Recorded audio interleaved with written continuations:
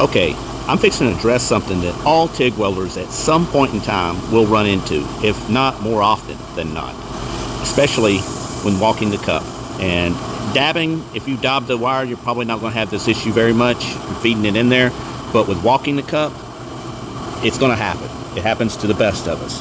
So what happens is you're walking along. This is not really walking the cup here. This is more just like wiggling the cup. When walking the cup, we actually manually make it walk. But when you're in the next pass here, I would be walking the cup. But even with wiggling the cup, what happens when you're welding? All of a sudden, your filler metal, you're doing basically a lay wire technique here, and your filler metal will break away from your puddle. It'll just poof. All of a sudden, you got this gap right there, and you're trying to push the filler wire back in. Since you're laying wire, you're trying not to move it. But in most cases, it's not going to fill back in without you having to push back into it. Well, a lot of times what happens is you got your angle up too far, and you need to bring your angle down, and sometimes your heat needs to go up as well, just a little bit to compensate for this, and it'll go back into real smoothly.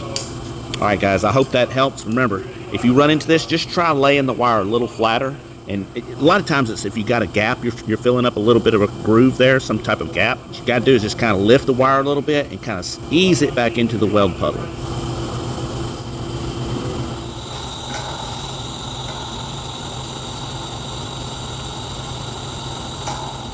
So the same concept works on stuff that's straight, not just on pipe.